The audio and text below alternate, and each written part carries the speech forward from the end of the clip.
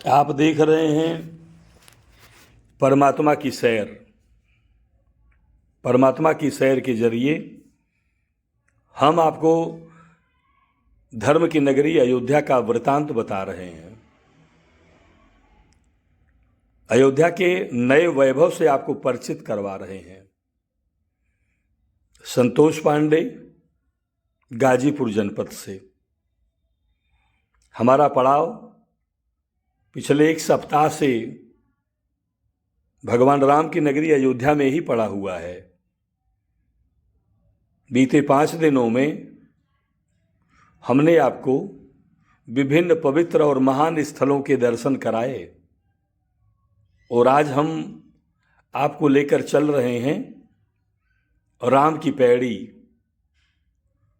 राम की पैड़ी एक ऐसा स्थान है जो पुरातन अयोध्या और नई अयोध्या को जोड़ती है। यह जो दृश्य आप देख रहे हैं, हम नया घाट होते हुए राम की पैड़ी तक पहुंचेंगे। बाएं लाइन में जो लोग जा रहे हैं वो राम की पैड़ी की ओर ही जा रहे हैं और ये सामने जो भीड़ आप देख रहे हैं वो वहाँ से नहा करके लौटने वालों की भीड़ है। हम एक बार फिर आपको दिखा रहे हैं दर्शकों की भीड़, श्रद्धालुओं की भीड़, भगवान के प्रति भक्ति भावना रखने वालों की भीड़। क्या बूढ़े, क्या बुजुर्ग, क्या बच्चे, क्या जवान, सारे लोगों ने जैसे अयोध्या नगरी की ओर ही अपना रुख कर लिया हो।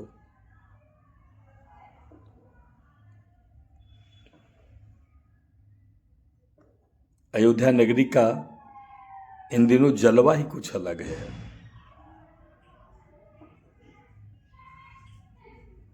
22 जनवरी की पहले ये सामने देखिए भगवान सूर्यदेव विराजमान हैं। छोटा सा पार्क बना करके बहुत ही दर्शनीय, बहुत ही सुंदर तांबे की प्रतिमा का अनावरण किया गया है।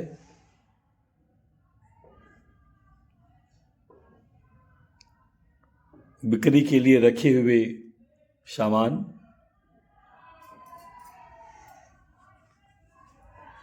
राम की पैड़ी को श्रद्धा का केंद्र माना गया है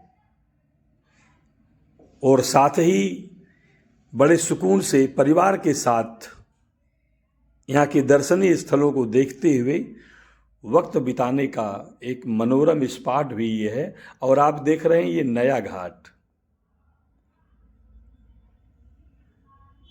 इसके आसपास ही लक्ष्मण घाट है, तुलसी घाट है, कई और भी घाट हैं जिनसे हम आपको भविष्य में परिचित कराएंगे।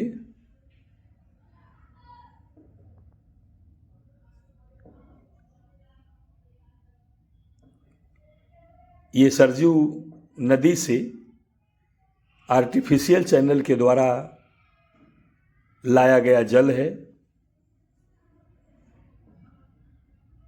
जिनके जरिए घाटों की सुंदरता बढ़ाई गई है। और अब हम लोग आगे बढ़ते हुए ये देखिए हमारे प्रधानमंत्री नरेंद्र मोदी और योगी साहब का बैनर और सामने लता मंगेशकर चौक। इतना सुंदर दृश्य जहां पर खड़े होकर लोग सेल्फी और फोटो खिंचाना नहीं भूलते।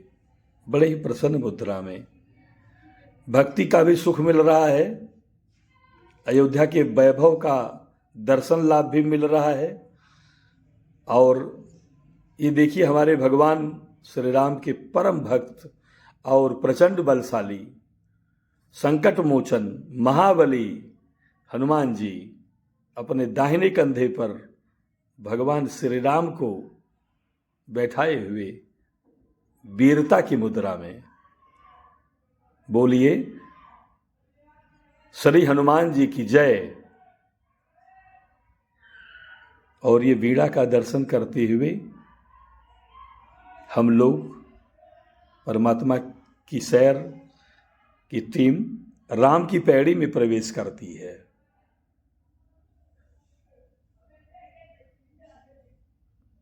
इन दिनों अयोध्या बिल्कुल हेरिटेज सिटी के तौर पे उभरी है। अयोध्या का खोया हुआ वैभव दिखाई पड़ रहा है। राम की पैड़ी में भक्तों की लगी भीड़, सरजू माता नदी की जल में स्नान करने के लिए उमड़े श्रद्धालु। और ये उमड़े श्रद्धालु कोई एक दिन की बात नहीं है। ऐसा मत समझिएगा कि ये दृश्य सिर्फ आज का है। यहाँ क्या रविवार, क्या सोमवार, क्या मंगलवार, यहाँ सारे के सारे दिन अयोध्या नगरी भरी पड़ी है। छोटे छोटे बिक्री वालों ने भी मुझे बताया कि जब से भगवान श्री राम लला की प्राण प्रतिष्ठा हुई है तब से उनकी आमदनी में लगभग 20 से 25 गुना का असर पड़ा है, वृद्धि का असर पड़ा है। और ये सामने रखे हुए पत्थर और राम की पैड़ी के सुंदर घाट के किनारों पे आते जाते लोग। कहा गया है कि यूपी सरकार ने राम की पैड़ी के जीर्णोद्धार और उसके विकास के लिए लगभग 106 करोड़ रुपए खर्च किए हैं। राम की पैड़ी की घाट की कुल गहराई 2 फुट से ज़्यादा नहीं है, 2 या 2.5 फीट से ज़्यादा नहीं है। छोटे छोटे बच्चे भी दौड़ते, तैरते और नहाते दिखाई पड़े। डूबने या किसी भी तरह की दुर्घटना का कोई खतरा नहीं। बहाव भी इतना ज़्यादा नहीं कि आदमी परेशान हो जाए। आप देख सकते हैं कि लोग बीचों बीच धारा में खड़े हैं, बैठे हुए हैं, स्नान कर रहे हैं। नो डेंजर जोन, राम की पैड़ी,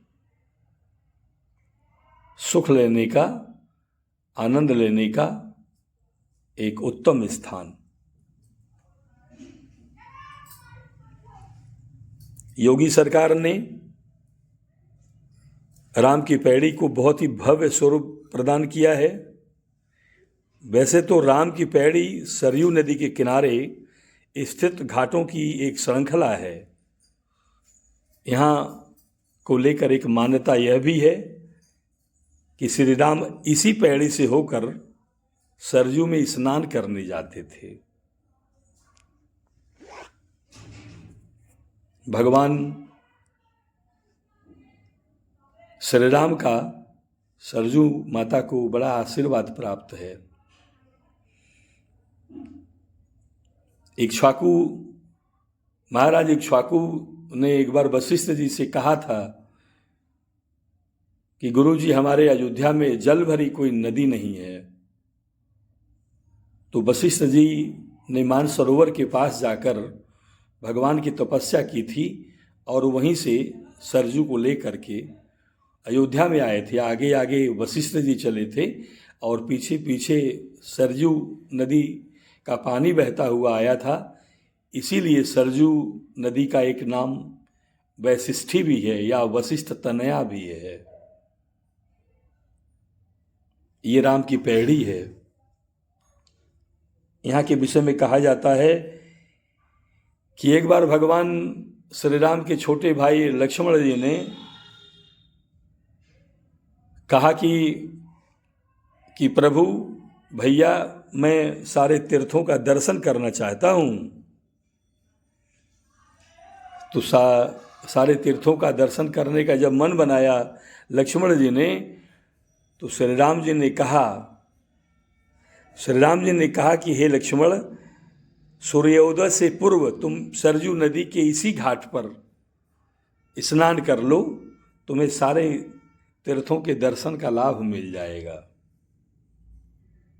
आप समझिएगा कि जो व्यक्ति सूर्योदय से पहले राम की पैड़ी की घाट पर आकर स्नान करेगा उसको उत्तम अवस्था प्राप्त होगी।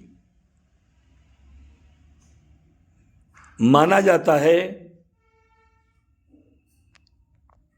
अभी आप आगे देखेंगे, ये बिकने के लिए ध्वजा झंडे और अभी भी लगातार नवीन काम होते हुए घाटों, जहाँ घाट पुराने पड़ चुके थे उनकी मरम्मत हो रही है, और जहाँ सीढ़ियाँ नहीं थी वहाँ पे नई सीढ़ियाँ बनाई जा रही हैं। काम में गुणवत्ता है, बहुत कुछ ध्यान में रखकर बनाया जा रहा है कि ये जो कुछ भी चले लंबे समय तक चले। इसीलिए जो मटेरियल्स हैं वो ठीक हैं।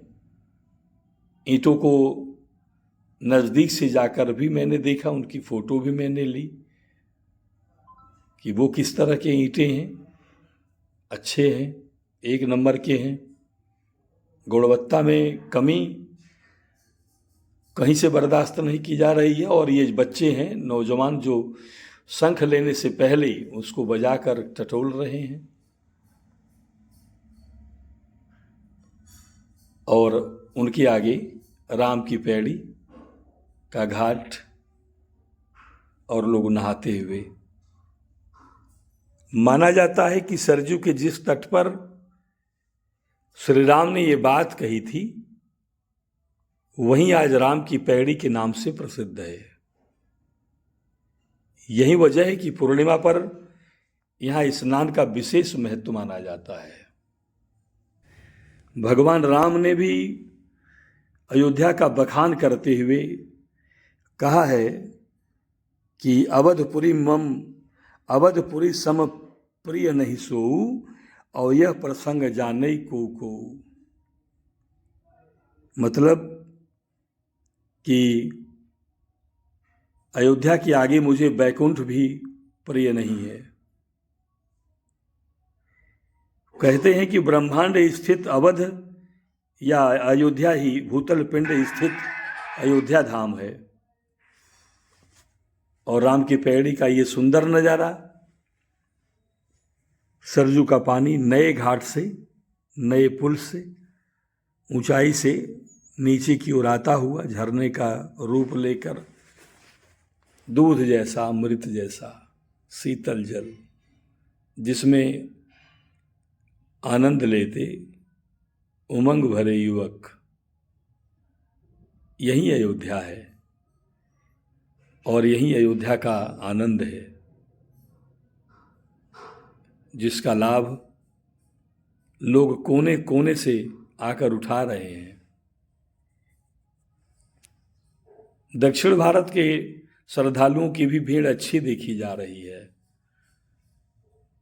हम लोग तो उनकी भाषा से ही अनुमान लगा पा रहे हैं कि महाराष्ट्र और साउथ, हमारे दक्षिणी भारत के श्रद्धालु भारी संख्या में आए हुए हैं।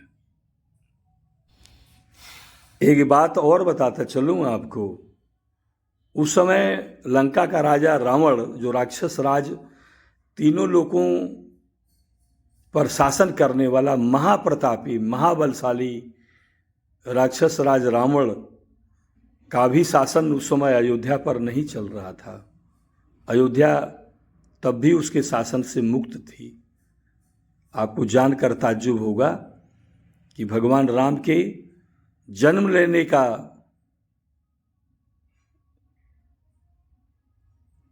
लेने की जानकारी रावण को हो चुकी थी और भगवान को मारने के लिए वो लंका से चल भी पड़ा था, लेकिन अरण्यक नामक ऋषि ने उसको श्राप दिया था और शुक्राचार्य जी ने रास्ते में रोककर रावण से कहा, तुम नारायण के अवतार नर को मारने नहीं जा रहे हो।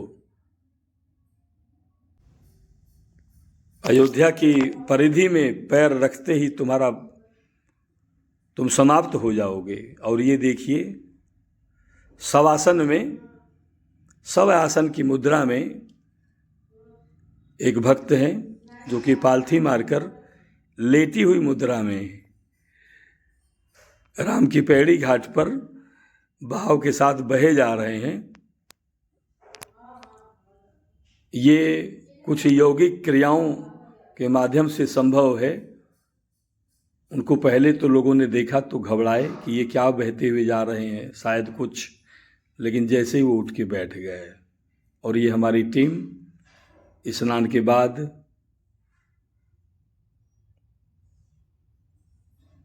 हम लोग फिर से एक दुकान पर अच्छी चाय पी करके वापस लौट रहे हैं। और ये सामने आपको दिखती हुई बीड़ा लता मंगेशकर चौक में। और एक बार फिर से स्नान करने के बाद इस चौराहे पर, इस गोलंबर के सामने खड़े होकर सेल्फी लेते हुए और फोटो खिंचाते हुए लोग, मुझे लोगों ने बताया कि जब से भगवान की प्राण प्रतिष्ठा हुई है तब से यहाँ की आमदनी में कई गुना का अंतर आया है। लगभग 20 किलोमीटर दूर एक मेरे मित्र हो चुके हैं, उनकी मिठाई की दुकान है।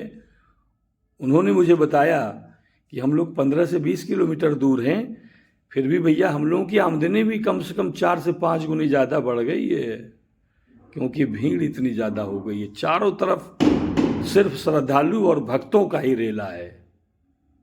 जिधर देखिए उधर लोग ही लोग दिखाई पड़ रहे हैं। और ये सुंदर नज़ारा बीड़ा लता मंगेशकर चौक के पूर्वी छोर से आपको दिखाते हुए उसका आनंद लीजिए।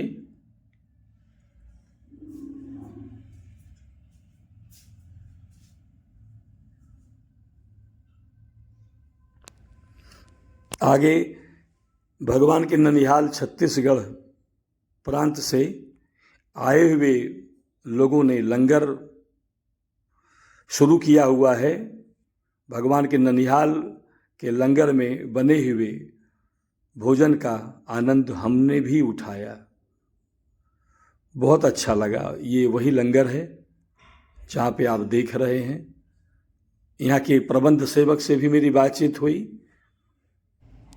आइए आपको हम इनसे मिलवाते हैं कि इन लोगों ने लंगर के जरिए किस तरह से भक्तों की सेवा करके पुण्य अर्जित कर रहे हैं। आप अपना परिचय देते हुए बोलिएगा। छत्तीसगढ़ से 60 दिन का भंडारा शासन के द्वारा हमें आमंत्रित करके दिया गया था और हमारी इसमें 6 समितियां हैं। 6 समितियां 10-10 दिन का भंडारा कर रही है और यह 25 मार्च तक भंडारा चलेगा।